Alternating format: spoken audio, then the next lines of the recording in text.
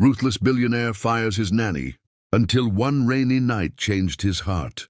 Hey there, beautiful souls! Welcome to Alcott Stories, your cozy corner for all things love, drama, and heartfelt tales that touch the soul. If you haven't already, make sure to hit that subscribe button and join our amazing family, so you never miss a story that moves you.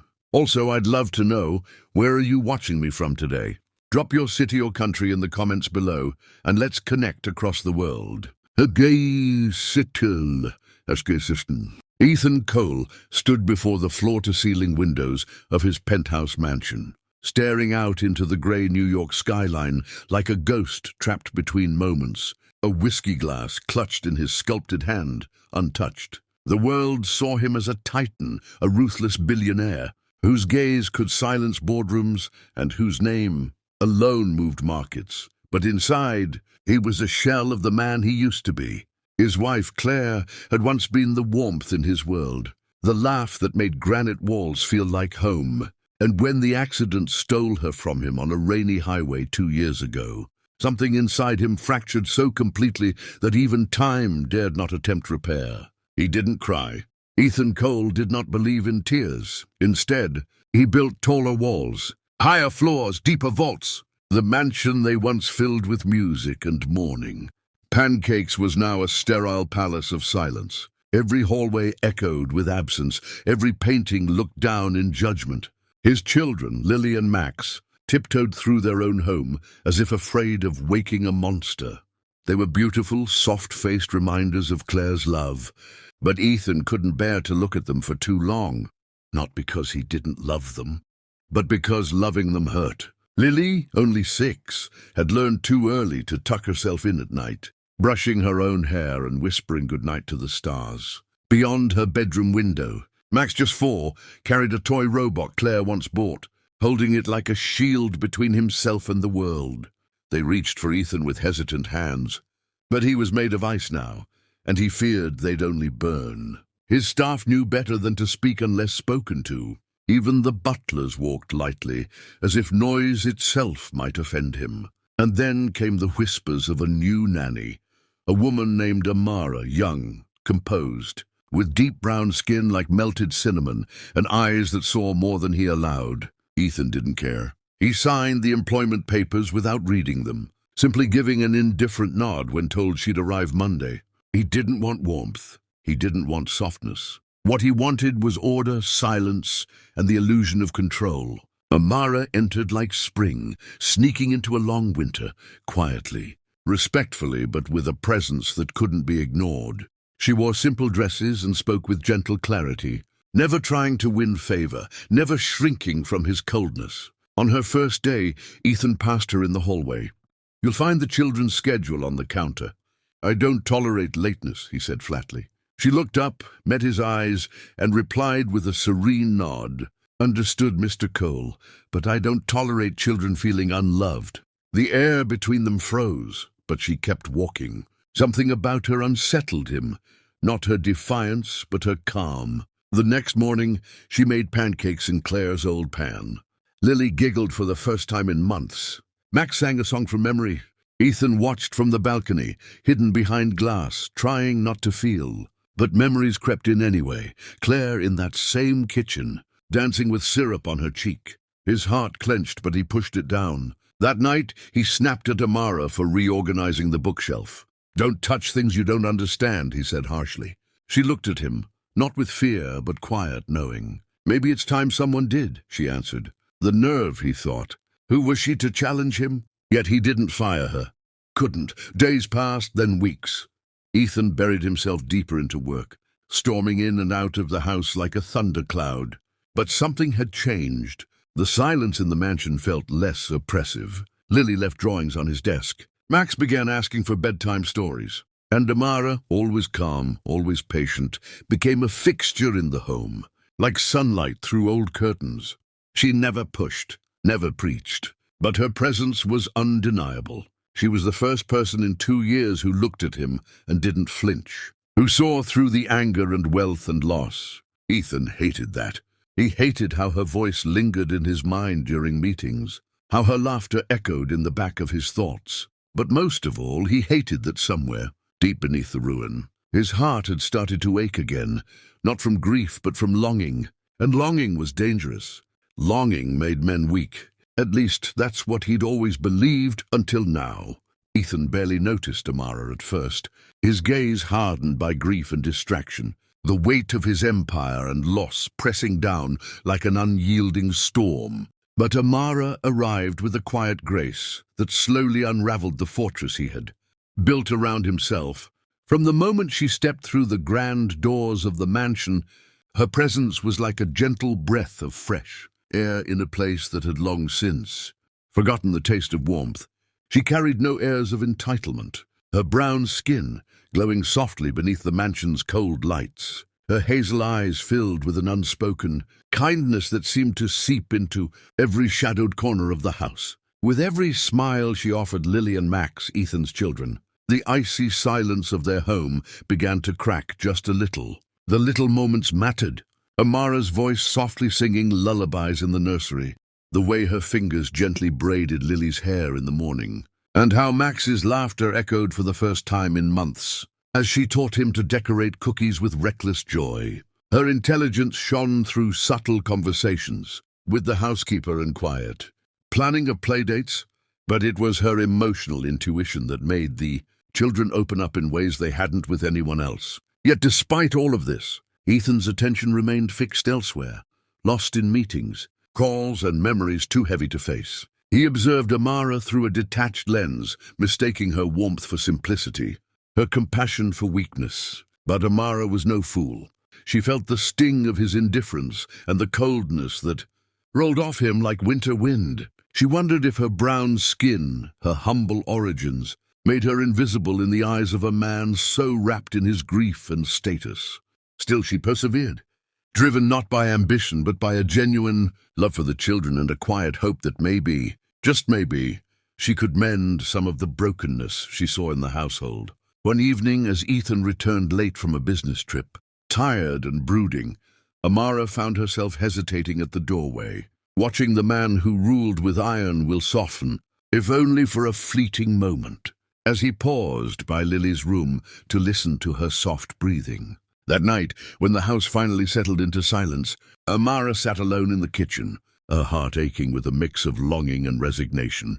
She knew the road ahead would be difficult, that the walls Ethan had built around his heart were thick and sharp. But somewhere inside, she felt a flicker of something, a fragile possibility that maybe, beneath the layers of pain and power, there was a man who could still love, and a family that could be whole again. And though Ethan barely noticed her, she was determined that her light would not be so easily dimmed. Ethan's rejection echoed in Amara's mind like a bitter winter wind, chilling the fragile hope she had dared to nurture in her heart. She had watched him for weeks, seen the glimpses of vulnerability he masked so fiercely behind his icy gaze, the way his hands trembled briefly when Max scraped his knee, or how his voice softened when he read Lily a bedtime story, revealing a father fiercely loyal, yet haunted by a sorrow he refused to share. It was those moments that drew her in, that stirred feelings she never expected to find in the heart of a man who seemed carved from stone. Yet each time she saw herself reflected in his polished world, her beautiful brown skin a stark contrast to his pale, flawless complexion. A whisper of doubt haunted her soul, telling her she was invisible, unworthy, a shadow in his glittering universe. Despite the silent warnings, her heart defied logic and reason, swelling with a quiet love that she kept locked behind smiles and whispered lullabies. Then came that evening, the sky ablaze with gold and crimson, the perfect canvas for confessions and dreams when she could no longer hold back the torrent of emotions inside. Summoning every ounce of courage, she approached him, her voice trembling but clear, confessing the love she had tried to keep hidden, the love that blossomed from kindness, understanding, and the aching desire to heal his broken spirit. But Ethan, caught off guard, retreated behind his walls with merciless speed. His words cut like glass, sharp and unyielding. "This is unprofessional. Please remember your place." The weight of his rejection crushed her, leaving her heart silent, a hollow ache echoing through the cold halls of the mansion. The warmth she had brought seemed to vanish, replaced by a suffocating distance. Ethan withdrew even further, burying himself in his work, his presence a ghost in the home she inhabited. Amara's days became a delicate dance of hiding her hurt, staying for the children who depended on her, and stealing moments to gather her shattered pieces in solitude. Each glance at Ethan was a reminder of the chasm between them, a chasm forged not just by societal walls or his grief, but by a fear she could never overcome, that her love, her very self, would always be just out of reach, a silent dream beneath the surface of his unforgiving world.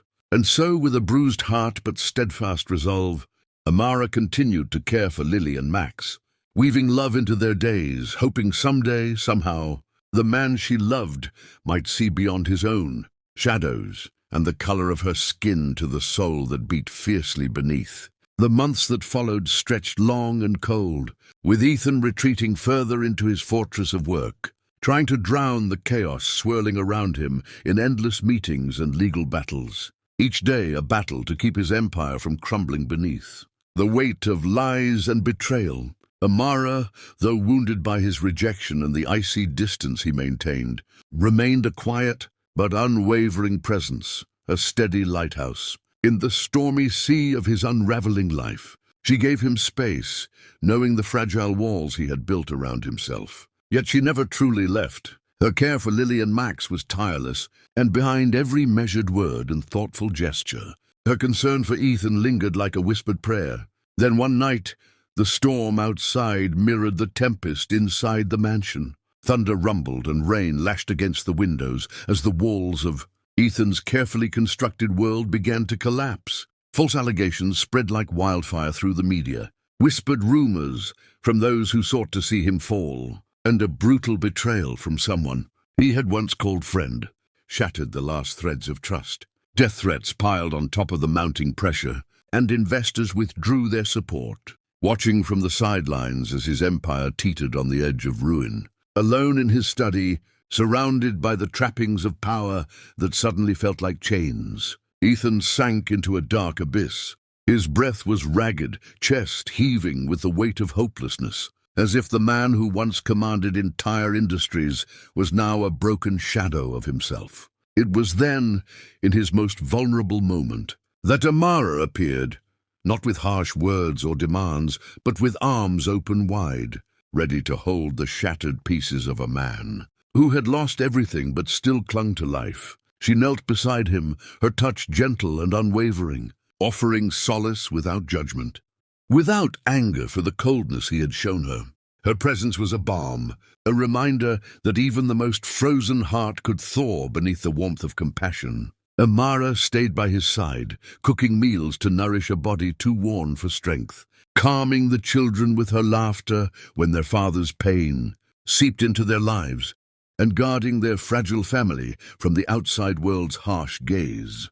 Night after night she sat quietly in the study, a silent witness to Ethan's breakdown and slow, painful attempts to rebuild. Her love remained unspoken but palpable, a steady flame in the darkness, showing him that even when the world turned its back, some bonds could not be broken.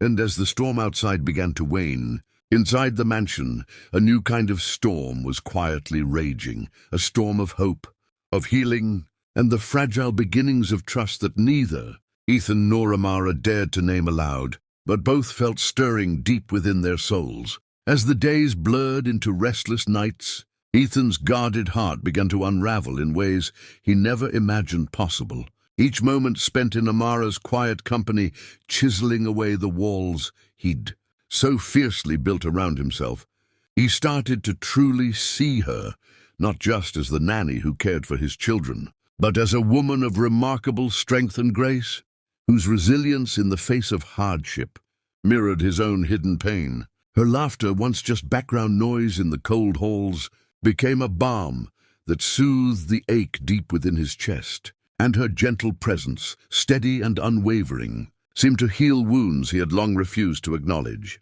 He grappled with a harsh self-awareness, a painful admission that the fear which kept him distant and cruel wasn't fear of Amara or her skin, but fear of the very vulnerability that love demanded, a feeling he had buried beneath layers of anger and grief since Claire's death. His thoughts often returned to that morning, when he found her in the sprawling garden, sunlight streaming down and casting a golden glow on her radiant brown skin as she played with Lily and Max, her joy contagious, her spirit luminous, a vision so vivid and beautiful that it pierced the blinders he'd worn for so long. The scene struck him with the force of a revelation. This woman who had stood by him through darkness, who had loved without condition despite his coldness, was the very light he had been searching for, but too afraid to embrace. He hated himself for the pain he'd caused her, for the moments he had dismissed her as unworthy, and yet beneath that self-loathing stirred a desperate hope. Slowly, Ethan began to open his heart to the possibility of healing, not just for himself, but for the fragile family they were slowly becoming. Each shared smile, each soft touch, chipped away the icy facade, revealing a man ready to risk love again, ready to fight for the happiness he'd once thought impossible. In Amara's eyes, he found forgiveness without demands, understanding without judgment, a safe haven where he could learn to feel again. And though the road ahead was uncertain and fraught with the scars of the past, Ethan's newfound realization marked a turning point, that love, in its most genuine form, was not about perfection or fear, but about courage, the courage to break free from the prison of grief and embrace the warmth that Amara's heart offered him freely. Every single day, in the quiet aftermath of so much pain and distance, Ethan finally summoned the courage to ask for a moment alone with Amara, his voice trembling with vulnerability that was unfamiliar yet genuine as he faced the woman who had held his shattered world together even when he pushed her away. The air between them was thick with unspoken apologies, but his first words broke the silence, deep, heartfelt and soaked in regret. "I was a coward," he confessed, his icy facade melting to reveal the raw man beneath. "You offered me something rare, a chance at love and healing, and I shut the door without understanding its value. But if there's still a chance, Amara, I want to open it now." Amara's heart wavered, memories of rejection and lonely nights echoing in her mind, like wounds that hadn't fully healed. And yet, when she looked into his eyes, she saw no arrogance or pity, only a quiet, humble love that had taken time to grow, but now burned fiercely and honestly. The vulnerability in his gaze spoke of a man transformed, willing to confront his fears and embrace the risk of loving again. Her breath caught, and a soft smile curved her lips, fragile yet hopeful, as she whispered back, "Only if you promise not to run again." That simple plea held the weight of all her pain and strength, a delicate boundary she wasn't willing to cross lightly. Ethan's fingers closed gently around hers, a silent vow passing between them as he whispered, "I promise," sealing a pact not just of words, but of renewed commitment and trust. In that moment, the mansion that once felt like a tomb began to breathe with new life, the ghosts of past heartbreak, slowly replaced by the warmth of forgiveness and the tender possibility of a future where love could grow unafraid. Their children watched from nearby, sensing the shift, the quiet joy that returned to their father's eyes and the gentle light in Amara's smile, as if the family was being reborn from the ashes of sorrow.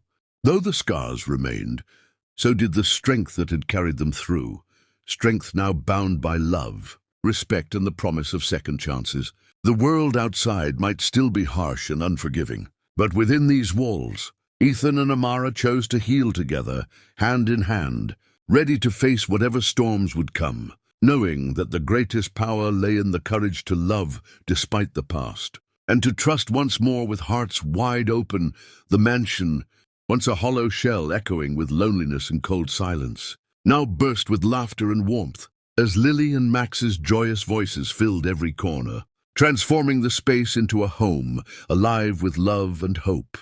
The air was thick with a sense of renewal, the heavy weight of grief replaced by the lightness of healing. And through it all, Ethan had transformed from the ruthless, I see Billionaire to a man softened by vulnerability and the steadfast love of Amara, whose presence had become the heart that beat strongest in the house. Days slipped into months, and the fragile threads of trust they had woven were now a tapestry of unbreakable bonds, strengthened by shared struggles and quiet moments of tenderness. Then, under the sprawling branches of the very tree where Amara had once bared her soul, Ethan knelt down, tears glistening in his clear blue eyes, a mixture of nervous hope and deep sincerity.